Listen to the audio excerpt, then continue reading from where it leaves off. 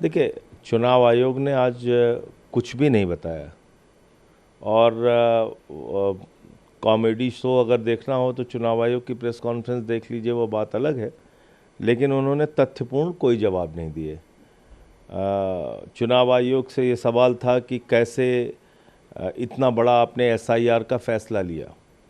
आपने राजनीतिक दलों को विश्वास नहीं लिया, बिहार की जनता को विश्वास में नहीं लिया, आपने वहाँ की भौगोलिक परिस्थितियों का ख्याल नहीं रखा।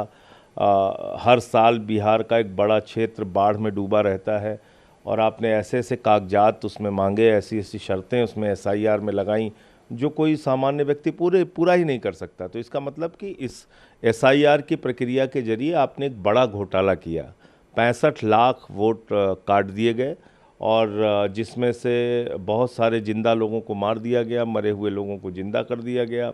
आपके बीएलओस की वीडियो आई कि वो फर्जी दस्तखत बना बना के खुद से फॉर्म जमा कर रहे हैं। ट्रंप का वोटर कार्ड बिहार में बन जा रहा है।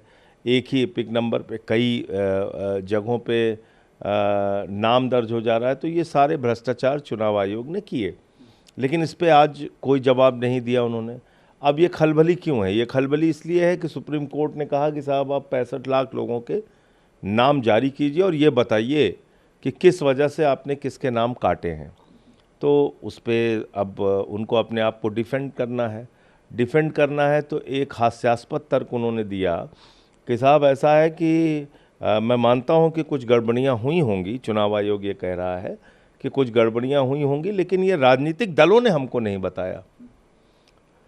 तो ये तो ऐसी ही बात हो गई कि किसी थानेदार ने इलाके में खुद से डकैती डाली और चोरी किया, और जब वो पकड़ा गया तो थानेदार ने बड़ी मासूमियत के साथ सामने आके कहा कि साहब इस इलाके के लोगों ने बताया ही नहीं हमको कि डकैती गलत चीज़ है, इन्होंने कहा ही नहीं कि चोरी गलत काम होता है। तो ऐसा ही तर्क चुनाव आयोग दे रहा है। भाई, ये गहन पुनरीक्षण की प्रक्रिया आपने शुरू की, इसमें कोई गड़बड़ी है कि नहीं है ये देखना आपकी जिम्मेदारी है। राजनीतिक दलों ने तो शिकायत की, बार बार आवाज़ उठाई, जिसको आपने नज़रअंदाज किया।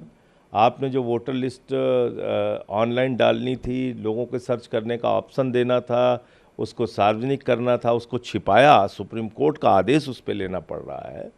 तो ये सब तो अपने आप में सवाल खड़ा करता है कि आप इस पूरी प्रक्रिया को छिपाना चाहते हैं, और वो इस वजह से कि आप भारतीय जनता पार्टी से मिले हुए हैं।